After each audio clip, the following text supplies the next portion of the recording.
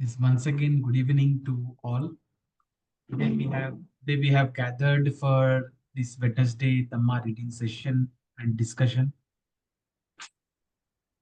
Before starting, we will have missed the Buddha.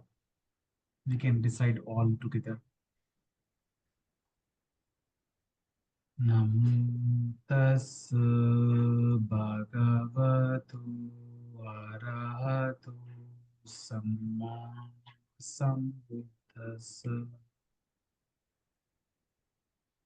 Namo tassa bhagavato arahato sambuddhassa. Namo tassa bhagavato arahato samma sambuddhassa.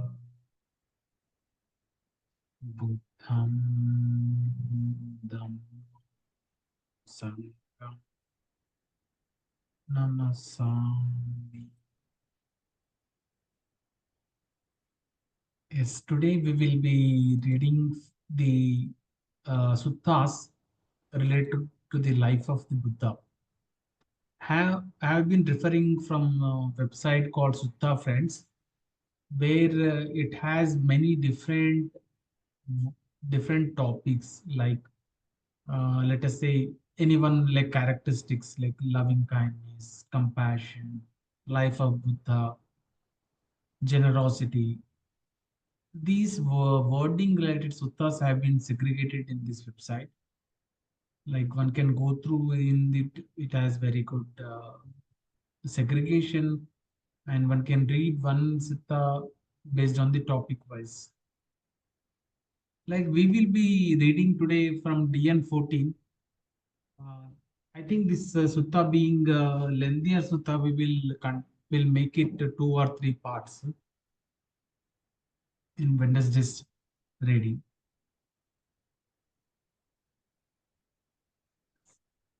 Nanda madam, can you read, madam? Dīgha Nikāya 14, Mahāpadāna Sutta, 7 Fully Enlightened Buddhas, details of the life and going forth of the Supreme Buddha Vipassī. Here there are many topics, and we will read from serial number 1. On past lives. This is as I heard. In those days, the Buddha was living in the city of Savatthi in Jeta's park at Anathapindika's monastery in the meditation hut built under the shade of the Kerari tree. One day after the meal, on return from the alms round, several monks sat together in the hall by the Kerari tree, and a Dhamma discussion on the subject of past lives came up among them. So this is how it was in past lives. Such were the past lives. With the divine ear that is purified and superhuman, the Buddha heard that discussion among those monks.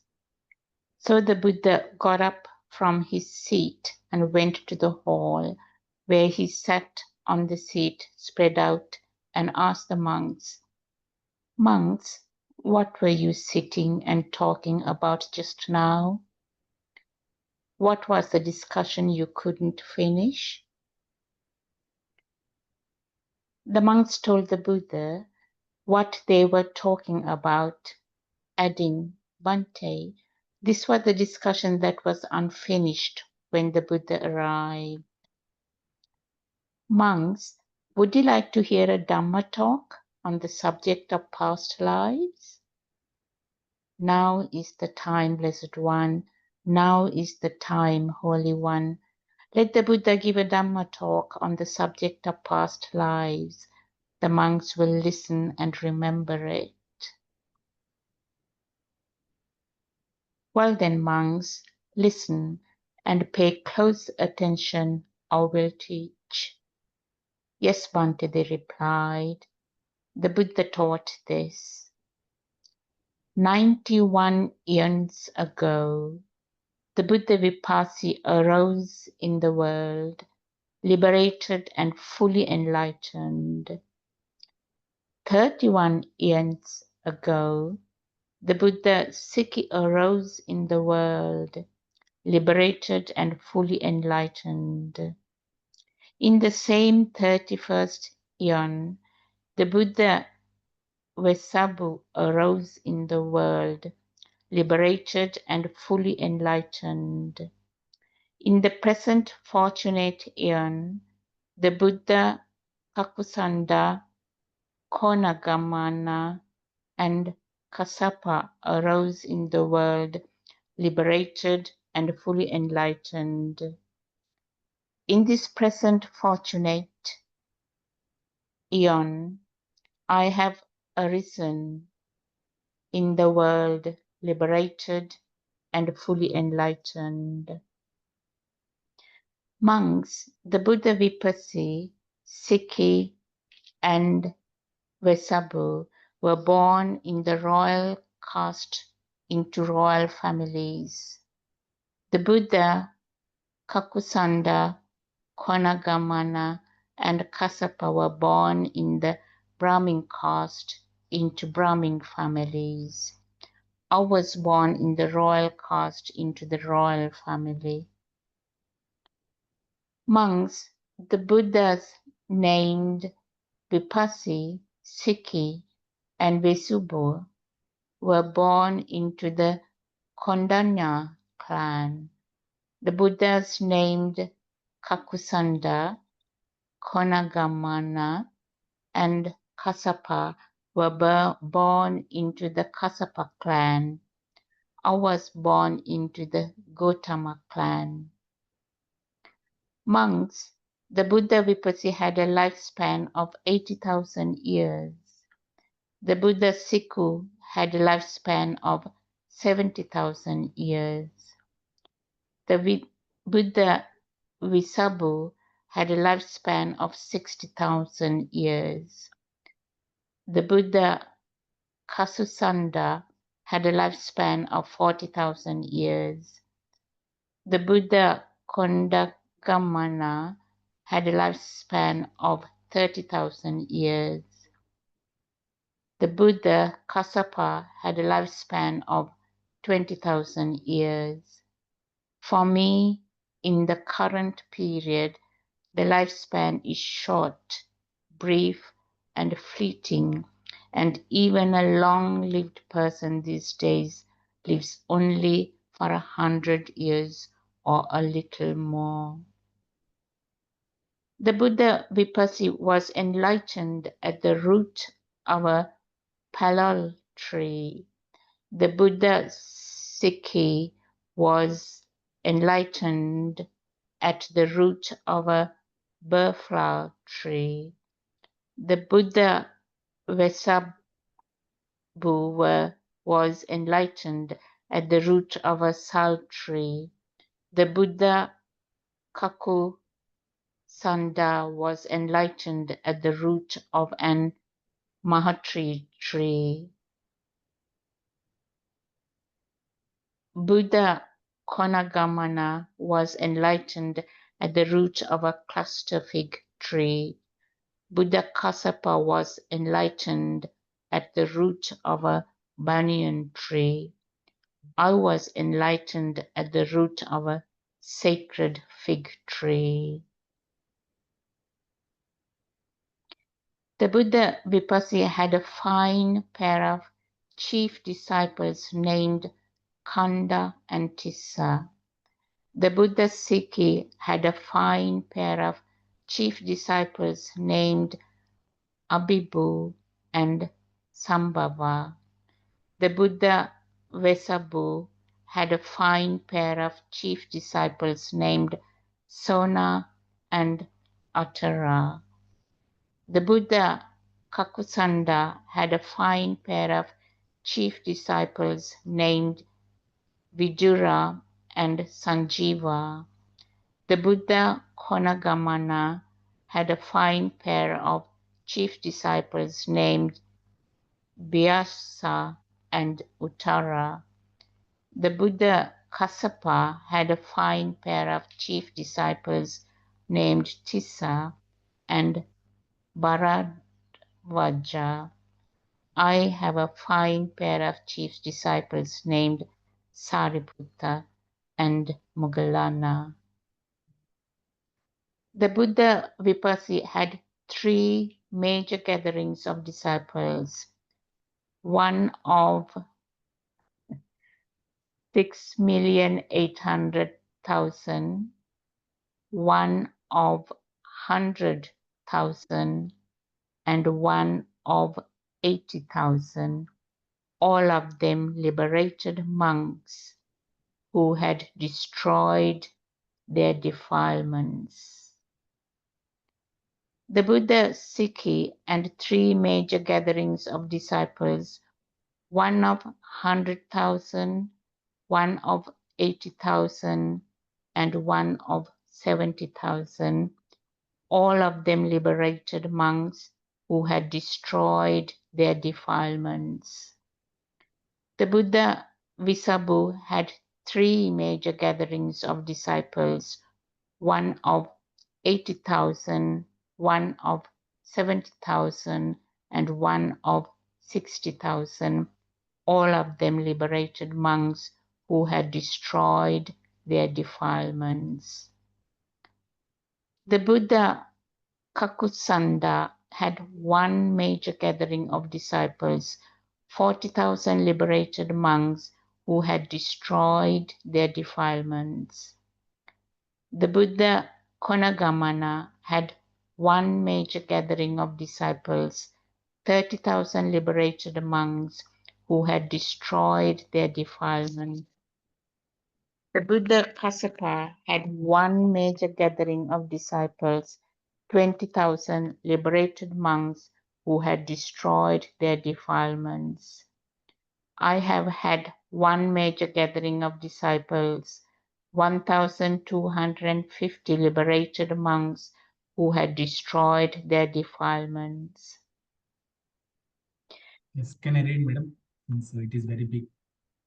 You can summarize in briefly, madam, what they are telling you. Yes, madam, from here. Just you can summarize. Yeah,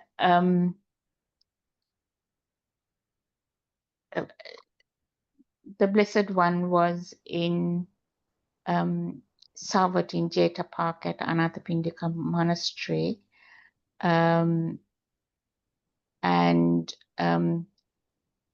After the meal, on his return from the alms round, several monks sat together in a hall and was discussing Dhamma, and the subject of past lives came up among them.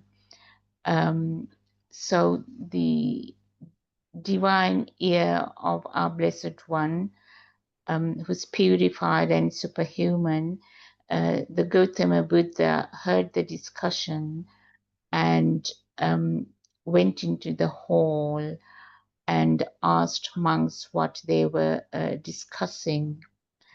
And the monks said they were discussing about past lives. And the Blessed One asked whether the monks would like to hear about the subject of past lives. And they said, yes, of course, they would like to hear it. And this is the right time for the Blessed One to preach about the past lives. So the Blessed One started asking the monks to listen very carefully and pay close attention to what he's preaching.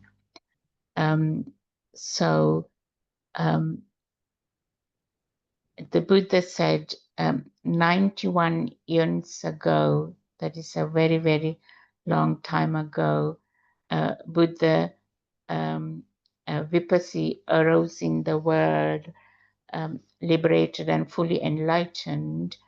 And 31 years ago, Buddha Sikhī arose in the world, liberated and fully enlightened. And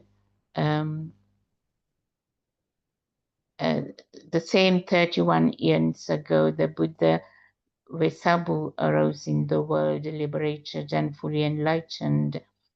In the present current fortunate eon, the Buddha Kakusandha and the Buddha Koṇāgamana and the Buddha Kassapa arose in the world, liberated and fully enlightened. And in this present fortunate eon, Gotama Buddha also arose in the world, liberated and fully enlightened. So the Buddha said, these, for example, these past Buddhas, Vipassī, Sikhī, and Vessabhū, were born in the royal caste into the royal family, and the Buddha Kakusandha and Koṇāgamana and Buddha Kassapa were born in the Brahmin caste into the Brahmin families, and our Gotama Buddha was born into the royal caste into the royal family.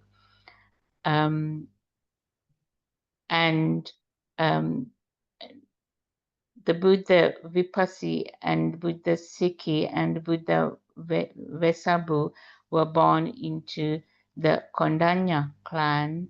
The Buddha named Kakusandha, Koṇāgamana, and Buddha Kassapa were born into the Kassapa clan, and our Gotama Buddha was born into the Gotama clan. And the lifespan of Buddha Vipassī was 80,000 years, and the Buddha Sikhī had a lifespan of 70,000 years, and the Buddha Vessabhū had a lifespan of 60,000 years, and Buddha Kakusandha had a lifespan of 40,000 years, and Buddha Koṇāgamana had a lifespan of 30,000 years, and Buddha Kassapa had a lifespan of 20,000 years.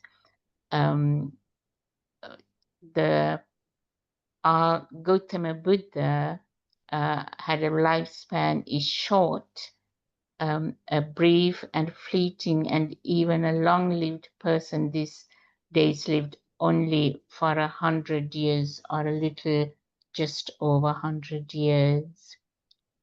The Buddha Vipassī was enlightened at the root of a palal tree, and Buddha Sikhī was enlightened at the root of a burrflower tree, and Buddha Vessabhū was enlightened at the root of a sal tree. The Buddha Kakusandha was enlightened at the root of a mahari tree, and Buddha Koṇāgamana was enlightened at the root of a cluster, a fig tree, and Buddha Kassapa was enlightened at the root of a banyan tree, and Gotama Buddha was enlightened at the root of a sacred fig tree.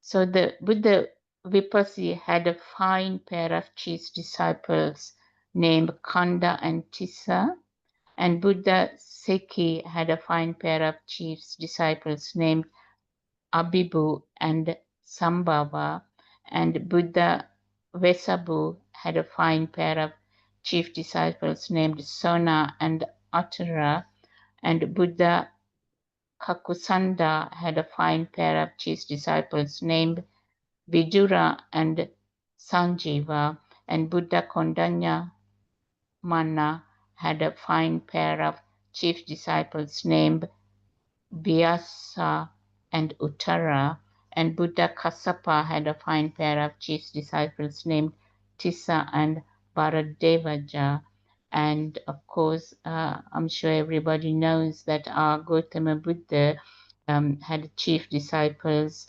named Venerable Sariputta and Venerable Mahāpadāna.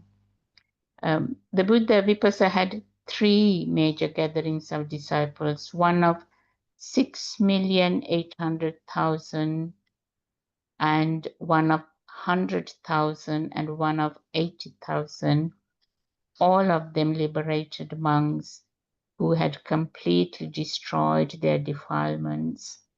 And Buddha Sikhī and had three major gatherings of disciples, one of 100,000, 80,000 and 70,000. All of them were liberated monks, had completely destroyed their defilements.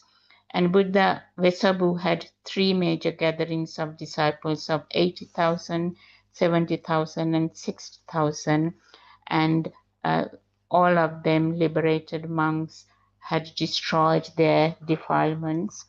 And Buddha Kakusandha had one major gathering of disciples, 40,000 liberated monks who had completely destroyed their defilements. And Buddha Koṇāgamana had one major gathering of disciples, 30,000 liberated monks who had destroyed their defilements. And Buddha Kassapa had one major gathering of disciples of 20,000 liberated monks who had destroyed their defilements. And our Gotama Sammasambuddha had a major gathering of disciples, and 1,250 were liberated monks who had completely destroyed their defilements and attained arahatship. The Buddha Vipassī had a I will read, madam, from here. yes. Actually, from this, it is evident that in the past, many people got liberated. And first Buddha being many, nearly 6 million, 6 million got liberated. 1 lakh liberated, 80,000 liberated is a very huge number where people have got the defilements. And it seems that all the Buddhas in the past Buddhas have similar way of like chief disciples. They have two chief disciples in every Buddha's time. And all Buddhas got enlightenment at trees. There is one similarity. And earlier we could see that many Buddhas have very much lifespan, and present Buddha is having a lifespan not more than like the human beings can live not more than 100 years or little more than 100 years. And different clans which is being told here. And here it is being mentioned that 91 eons. Here it is explained that 1 eon is more than million and millions of years. Really, it is a very, very, very, very long period of time. I will continue next reading. The Buddha Vipassī had a chief attendant monk named Asoka. The Buddha Sikhī had a chief attendant monk named Kemankara. The Buddha Vessabhū had a chief attendant monk named Upasanta. The Buddha Kakusandha had a chief attendant monk named Buddhija. The Buddha Koṇāgamana had a chief attendant monk named Sottija. The Buddha Kassapa had a chief attendant monk named Sabbamita, and I have a chief attendant monk named Ananda. The Buddha Vipassī's father was a king Bandhuma. His birth mother was Queen Bandhumati, and their capital city was named Bandhumati. The Buddha Sikhī's father was King Aruna. His birth mother was Queen Prabhavati, and their capital city was named Arunavati. The Buddha Vessabhū father was King Supatitra. His birth mother was Queen Yasavati, and their capital city was named Supatita. The Buddha Kakusandha's father was the Brahmin Agidata, and his birth mother was the Brahmin lady Visakha. At that time, the king was Kema, whose capital city was named Kemavati. The Buddha Koṇāgamana's father was the Brahmin Yannadatta, and his birth mother was the Brahmin lady Uttara. At that time, the king was Soba, whose capital city was named Sobhavati. The Buddha Kassapa's father was the Brahmin Brahmadatta, and his birth mother was the Brahmin lady Dhanavati. At that time, the king was Kiki, whose capital city was named Benares. My father was King Suddhodana, my birth mother was Queen Maya, and the capital city is Kapilavattu. This is the present place. That is what the Buddha taught. When he had finished, the Blessed One got up from the seat and entered his meditation hut. Soon after the Buddha slept, those monks discussed among themselves. It's incredible, venerables. It's amazing. The power and might of the Buddha is able to recollect the castes, names, clans, lifespans, chief disciples, major gatherings of disciples of the Buddhas of the past who became completely extinguished, ended defiled thought process, ended the path which forms defilements, finished the cycle of rebirth, and overcame suffering. The Buddha knows the caste the past Buddhas were born in, and also their names, clans, conduct, qualities, wisdom, meditation, and liberation. Venerables, is it because the Buddha has clearly comprehended the law of Dhamma that he can recollect all these things? Or did deities tell him? However, the monks were unable to finish this conversation. At that moment in the afternoon, Buddha came out of meditation, went to the hall by the kareri tree, where he sat on the seat spread out and asked the monks, what were you sitting and talking about just now? What was the discussion you couldn't finish? The monks told the Buddhas what they were talking about, adding, Bante, this was our discussion that was unfinished when the Buddha arrived. Monks, it is because I have clearly comprehended the law of Dhamma that I can recollect all these things. The deities also told me about the past Buddhas. Monks, would you like to hear a further Dhamma talk on subject of past lives?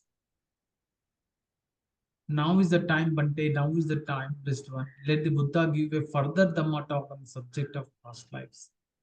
The monks will listen and remember it. Well then, monks, listen and pay close attention. I will teach. Yes, Bante, they replied. The Buddha taught this.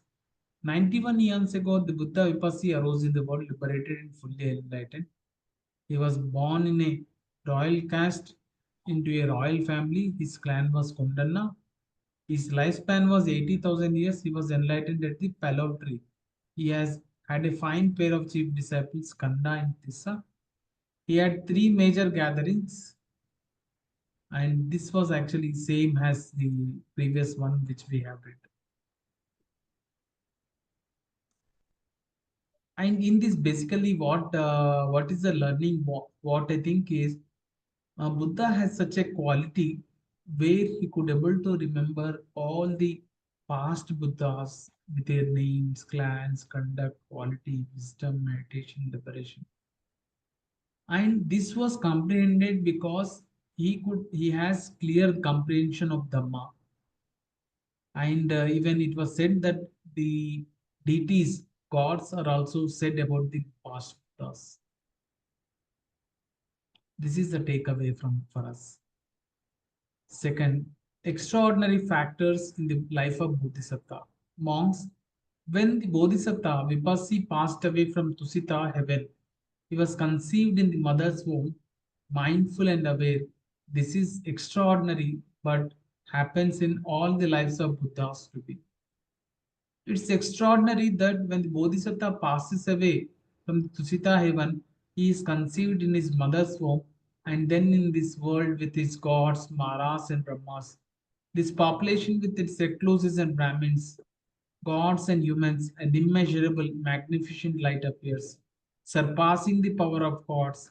Even in the darkest hell, so dark that even the light of the sun and the moon, so mighty and powerful, does not reach an immeasurable, magnificent, light appears, surpassing the power of gods. The hell beings reborn, they recognize each other by that light. So it seems other hell beings have been reborn here. And this 10,000 volt system shakes, rocks, and trembles. An immeasurable, magnificent light appears in the world, surpassing the power of gods. This is extraordinary, but happens in all the lives of the Buddha. It's extraordinary that when Bodhisatta is conceived in the mother's form, the four great gods approach to guard the four directions, so that no human or non human or anyone at all shall harm the Bodhisatta or his mother. This is extraordinary, but happens in all the lives of the Buddhas to be. It is being said that here, whenever mm, any Buddha, Bodhisatta, whenever he comes to this realm, when he passes from this heaven, and when he conceives, and he was conceived in mother's womb, what happens is in this world with Devas and Maras, Brahmas, population with recluses and Brahmins, gods in immeasurable magnificent light appears, surpassing the power of gods. It was said here that the magnificent light appears entire entire world system, where it was said that even the darkest hell, even in the place where the light of the sun and moon cannot be reached, that this because of this Buddha being born from this heaven, this 10,000 world system shakes, rocks, and trembles, and one light appears. This is an extraordinary quality because of the born of Bodhisatta. And it was said that four great gods approach in the four directions, so that no human or non-human or anyone at all can harm the Bodhisatta or his mother. It's extraordinary that when Bodhisatta is conceived in his mother womb, the mother becomes naturally virtuous. She refrains from killing beings, stealing, sexual misconduct, lying, and taking intoxicating drinks and drugs. This is an extraordinary but happens in all the lives of Buddhas to be. And it was said that when Bodhisatta conceives and his mother naturally becomes virtuous, like we follow five precepts, like from abstaining from killing beings, taking what is not given, and abstaining from wrong sexual activity, telling lies, harsh speech, gossip, slander, and abstaining from taking drugs and alcohol. And our Bante says to be loving and kind to self and all beings. And it's extraordinary that when the Bodhisatta is conceived in mother's form, the mother no longer gives rise to lustful thoughts about men. She cannot be touched by a man with lustful thoughts. This is an extraordinary but happens in all the lives of the Buddhas today. It's extraordinary that when the Bodhisatta is conceived in the mother's womb, the mother obtains the five kinds of worldly pleasures: attractive sights, sounds, fragrance, taste, and tangibles, and pleases and entertains herself with those pleasures. This is extraordinary but happens in all the lives of the Buddhas to be. It's extraordinary that when Bodhisatta is conceived in mother's womb, from that moment on, the mother has no afflictions. She is healthy and free of bodily fatigue. She sees the Bodhisatta in her home, complete with all his various limbs, not deficient in any faculty. Suppose there was a beryl gem that was naturally beautiful, eight-faced, well-worked, transparent, clear, and endowed with all good qualities, and a thread of blue, yellow, red, white, golden, brown is run through the gem. Then, if someone with good sight were to take it in their hand and examine it, thinking, this beryl gem is naturally beautiful, eight-faced, well-worked, transparent, clear, and endowed with all good qualities, and a thread of blue, yellow, red, white, or golden brown is run through it. Just as one can see the thread clearly inside the gem, the mother can see the Bodhisatta inside them. This is the quality of Bodhisatta. When Bodhisatta is conceived, the mother has no longer have lustful thoughts. This is the extraordinary quality. And she got she obtains five kinds of worldly pleasures. And she is, like it was mentioned, that she could see clearly the movements, movements of Bodhisatta in all aspects. When the Bodhisatta is conceived in his mother's womb, from that moment on, the mother has no afflictions. It was said that mother has no afflictions. She has no bodily fatigue. It's extraordinary that 7 days after the Bodhisatta is born, his mother passes away and is reborn in Tusita heaven.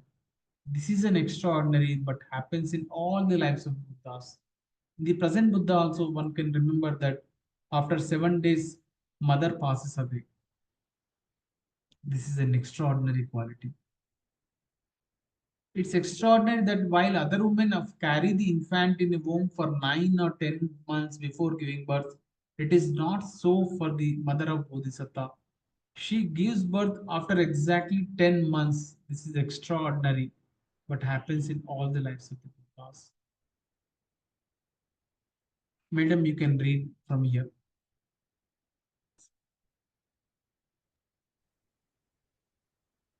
It's extraordinary that while other women give birth while sitting or lying down, it is not so for the mother of the Bodhisatta. She only gives birth standing up. This is extraordinary, but happens in all the lives of the Buddhas to be. It's extraordinary that when the Bodhisatta emerges from his mother's womb, gods receive him first, then humans. This is extraordinary, but happens in all the lives of the Buddhas to be. It's extraordinary that when the Bodhisatta emerges from his mother's womb, before the baby reaches the ground, the four great gods receive him and place him before his mother, saying, "Rejoice, O Queen, an extraordinary child is born to you." This is extraordinary, but happens in all the lives of the Buddhas to be. It's extraordinary that when the Bodhisatta emerges from his mother's womb, he emerges already clean, unsoiled by water, mucus, blood, or any other kind of impurity, pure and clean. Suppose a jewel was placed on a cloth from Kasi. The jewel would not soil the cloth, nor would the cloth soil the jewel. Why is that? Because of the cleanliness of both.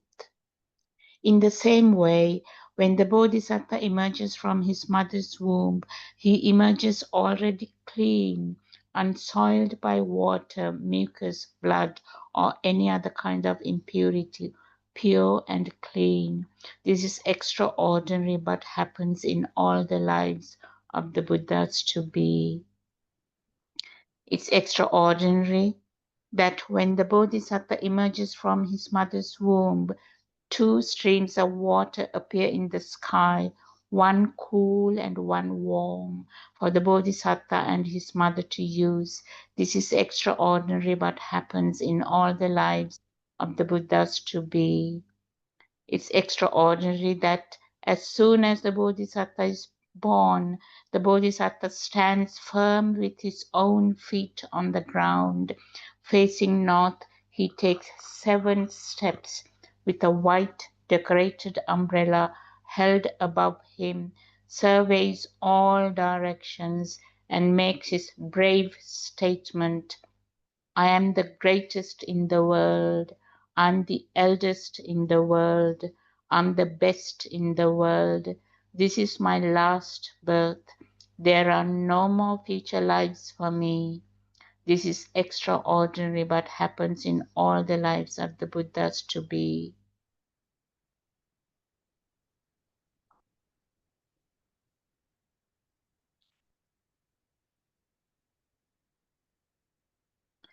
So when the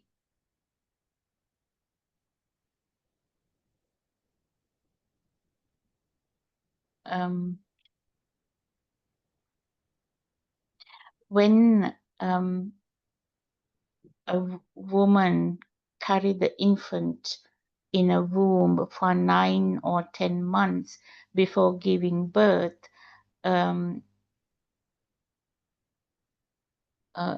it is not so for the mother of the Bodhisatta. She gives birth after exactly 10 months. This is extraordinary, but happens in all the lives of the Buddhas to be. It's extraordinary that while other women give birth while sitting or lying down, the mother of the Bodhisatta give birth standing up. This is extraordinary, but happens in all the lives of the Buddhas to be. The Bodhisatta emerges from his mother's womb. Gods receive him first, and then humans. So this is extraordinary, but happens in all the lives of the Buddhas to be as well. So it is extraordinary when the Bodhisatta emerges from his mother's womb. Before the baby reaches the ground, the 4 great gods receive the Bodhisatta and place the baby before his mother, saying, "Rejoice, O Queen, an extraordinary child is born to you." This is extraordinary, but happens in all the lives of the Buddhas to be. It is extraordinary that when the Bodhisatta emerges from his mother's womb, he emerges already clean and unsoiled by water, mucus, blood, or any other kind of impurities. So he comes out pure and clean.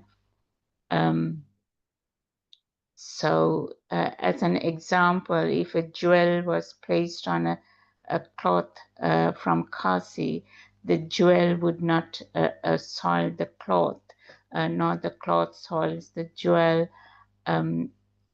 It's because of the cleanliness of the both, the jewel and the cloth.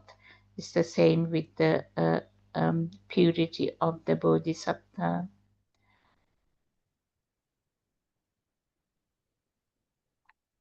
It's extraordinary that when a Bodhisatta emerges from his mother's womb, 2 streams of water appear in the sky, one cool and one warm, for the Bodhisatta and his mothers to use.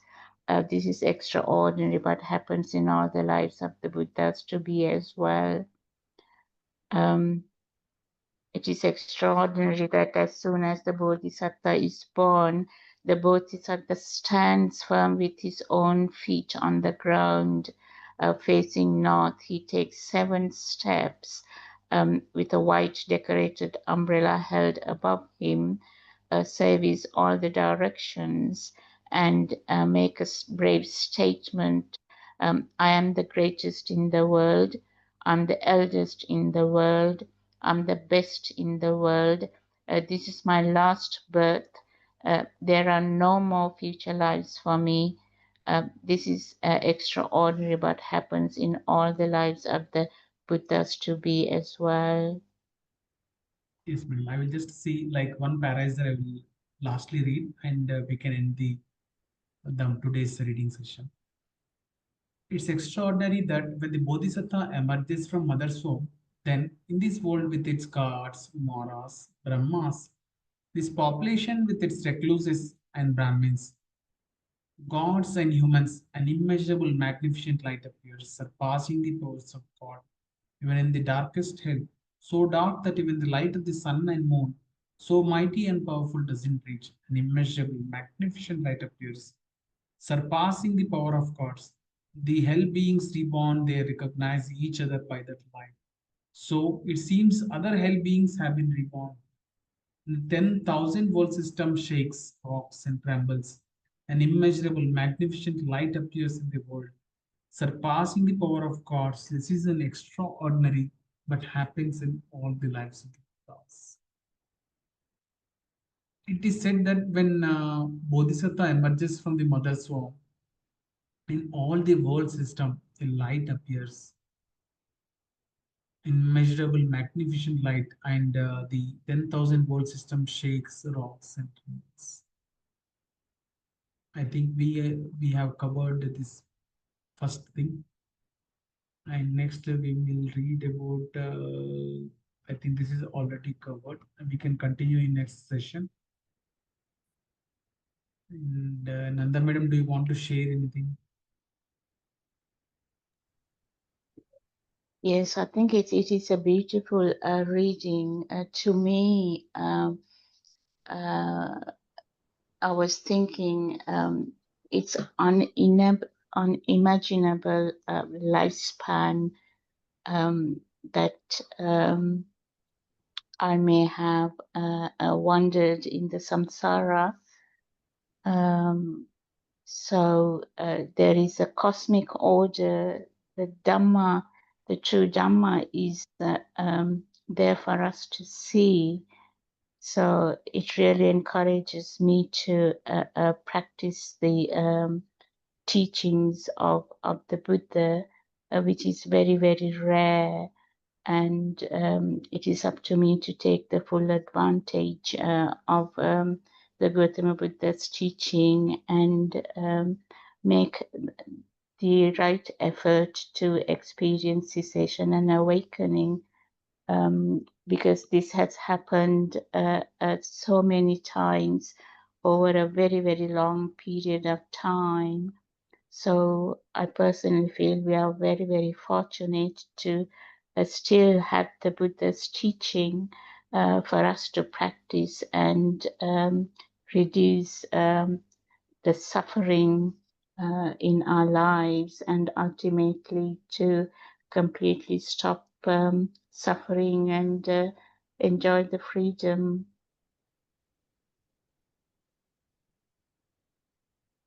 Yes. Thank you, madam. Very good explanation, madam, which you are telling. Like really, it is an inspirational in the sense we need to take the like in the past, many people have been ended the defilements.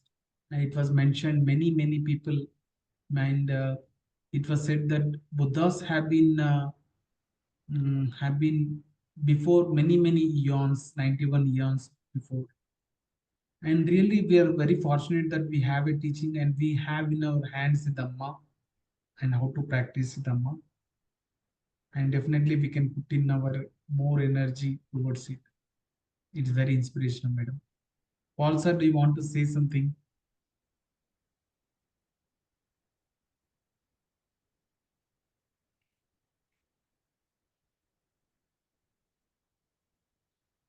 We'll share the merit.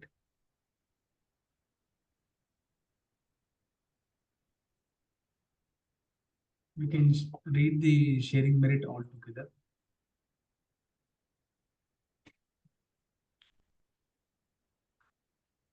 May suffering once be suffering free, and the fear struck fearless be. May the grieving shed all grief, and may all beings find relief. May all beings share this merit that we have thus acquired for the acquisition of all kinds of happiness. May beings inhabiting space and depth, devas and nagas of mighty power, share this merit of ours. May they long protect the Buddha's dispensation. Sadhu, sadhu, sadhu.